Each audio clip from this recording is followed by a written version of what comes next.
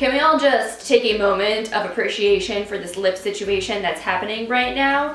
This is the Colourpop Luxe lipstick in the shade Get a Room, and I'm living for this right now. Red orange lipsticks are basically my favorite thing ever, and this is kind of perfection. Hey guys, welcome back to my channel. So today we are going to be chatting about 8 beauty brands that I want to try in 2018. I'm pretty sure that Samantha March was the one who started this whole tag or video idea on YouTube. I know my friend Stephanie has also done her version of this, and I thought it would be a lot of fun to just kind of take a look at some maybe lesser known beauty brands or some brands that I personally feel like I am totally behind the program for having never actually tried myself. So we're going to chat about those brands that I'm most interested in getting to know this year. For those of you who are new to my channel, my name is Lauren. Thank you so much for coming and hanging out and chatting beauty with me. I upload new videos every Monday, Wednesday, and Friday, sometimes bonus videos on Saturday. So if you want to see more from me, see my face again, then I hope you'll click that subscribe button before you click out of this video. And without me rambling on anymore, let's get into the brands I've picked out. So the first brand is Flower Beauty.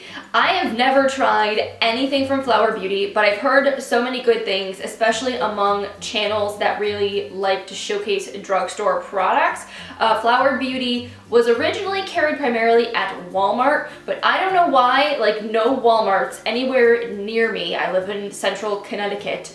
Like none of them carry Flower Beauty, so I just have not really ever taken the extra step to go order their stuff online.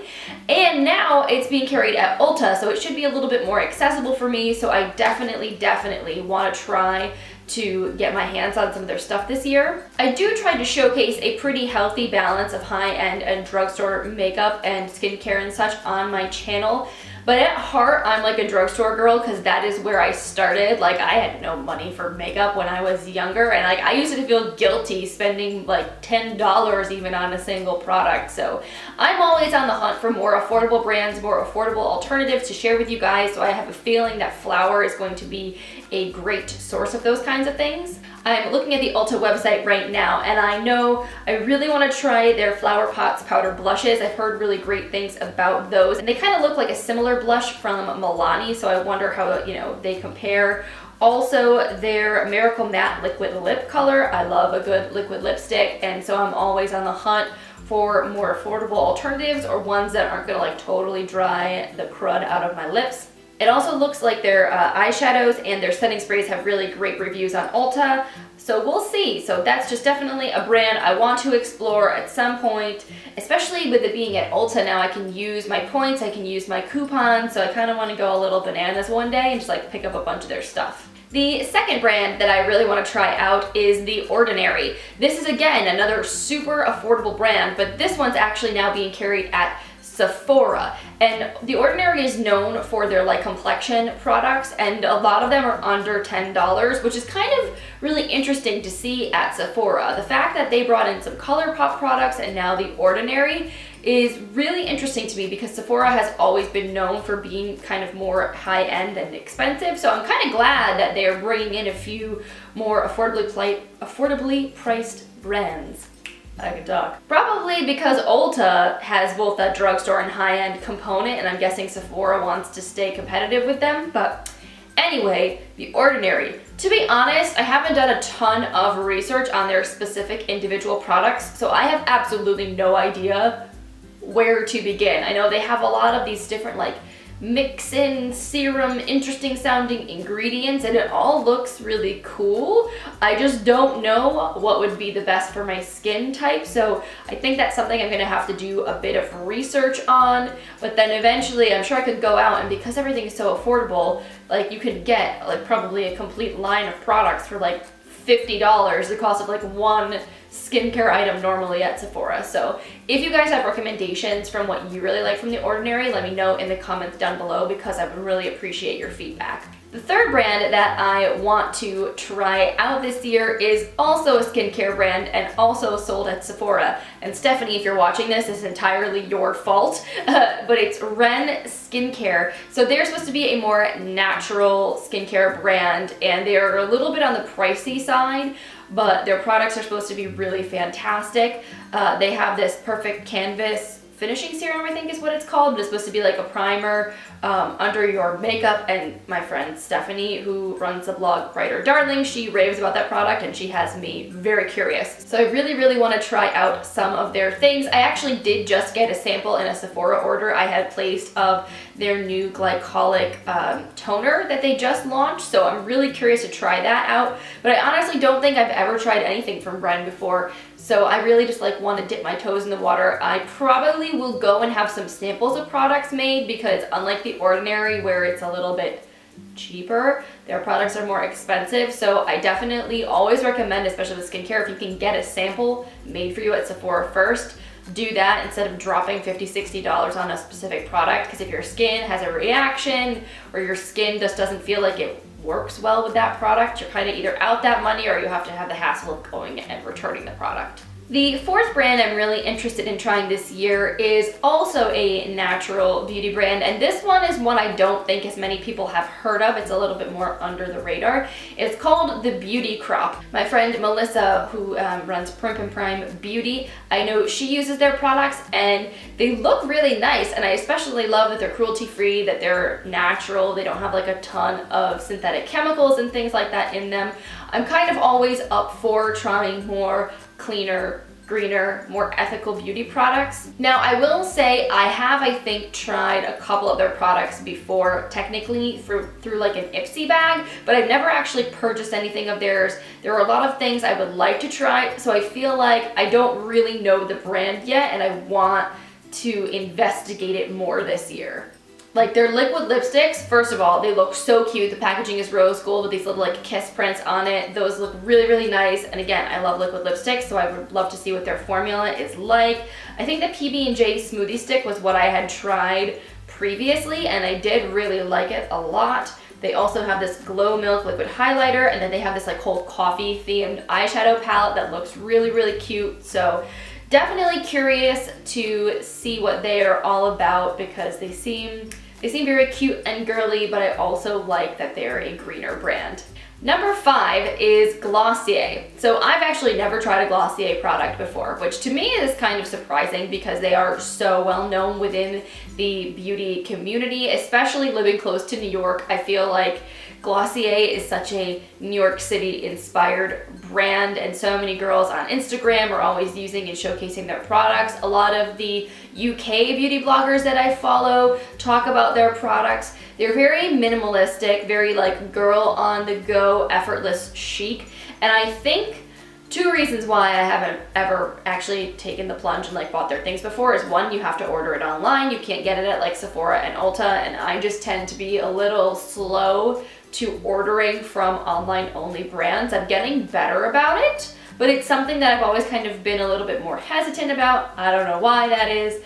And the second thing I think is that Glossier products, I feel like, to me, I think about people with dry skin or naturally really perfect looking skin, and me having very oily skin and having some texture and having some breakout issues. I've always kind of felt like I wasn't sure how well their products would work for me. Like, I don't know if they will be too luminous or too dewy looking on my skin, or if they're just gonna look too natural, because I generally tend to be a little more glam in my preferences. But I'm still really curious because they do have so much hype. I really want to try the cloud paints. I think more than anything else, those look absolutely beautiful. Their like highlighter stick also does look really nice. I don't wear a lot of cream highlighter though, so like I don't know how I feel about that. Some of their lip products look really nice. So I think at some point this year I would like to make a Glossier order and try out a few things from the brand, because I just feel like my curiosity has always been there. And I think 2018 is going to be the year that it happens. Brand number 6 is Colored Rain. So I've never tried anything from Colored Rain, and after my obsession with Juvia's Place that came to fruition in 2017, I feel like Colored Rain is the natural next step. They have some gorgeous looking eyeshadow palettes. I think it's a Queen of Hearts eyeshadow palette sold out, and I think they brought it back. But they just apparently have very colorful, rich, buttery, pigmented, shiny, gorgeous eyeshadows, and I'm very into it. Very into it, and I really want to check them out. Again, they are also like an indie brand, and I would much rather support indie brands over like big corporation brands if possible. So I really want to get my hands on some of their stuff this year. So brand number 7 is one I actually have already started trying this year, but I didn't actually try any of these things out last year, so it still counts, guys. And that's Catrice. So I actually just did like a getting ready with me drugstore edition type video a couple of weeks ago. I talked about some Catrice products in my currently testing series. So I have been testing out some Catrice products within like the last 3-4 weeks, and I've really liked what I've tried so far. But prior to 2018, I had never really tried anything from Catrice at all, and I would like to continue to try their products throughout this year because they are cruelty-free, very affordable at the drugstore. They're sold now at Ulta, so they're a little bit easier to get your hands on.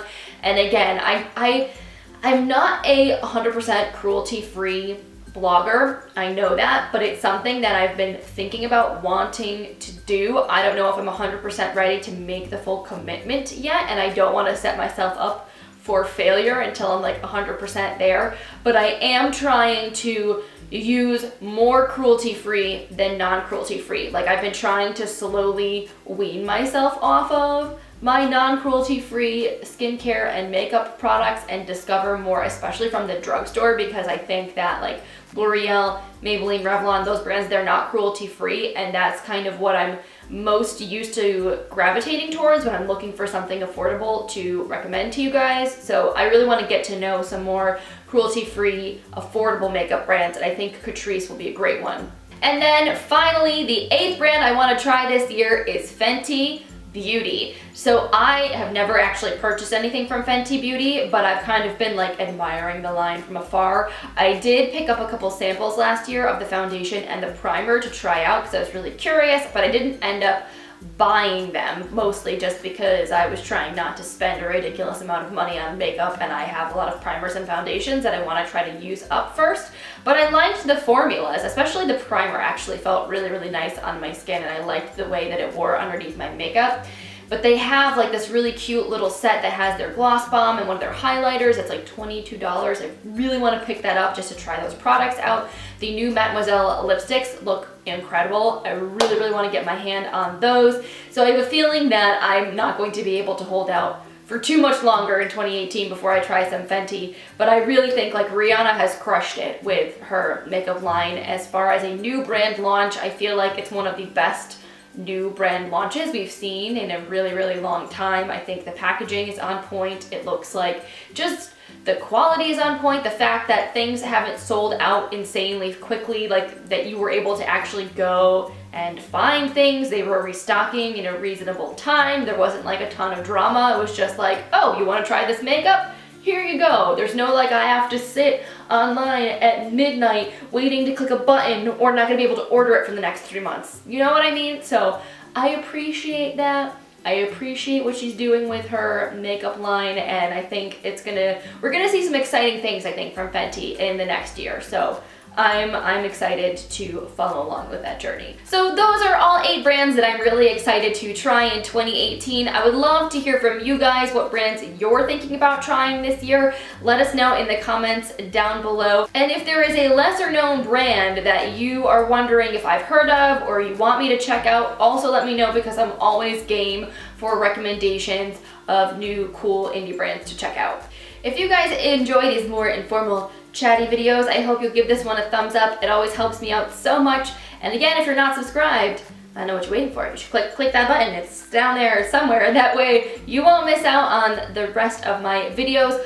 Also, side note guys, I've like discovered my community tab on my channel, and I'm totally loving it. Like, it's been so fun to post polls and to interact with you guys. So hopefully you'll see those posts pop up in your feed. YouTube keeps changing things on its applications, and I think now you have the option when you go to your subscription feed, you can either have like videos and posts or videos only. Make sure that your drop down is set to videos and posts if you want to see the community tab posts from your favorite creators. Like that's how they will show up in your feed. So sometimes they'll have updates, polls, other notifications, pictures, and fun stuff like that. So if you're wondering and you're curious, make sure that your settings are set that way so you don't miss out. All right, I'm good. I'm done. I'm done rambling. We're good. I'm gonna let you guys get back to your day. I hope it is awesome, and I will see you all in my next video.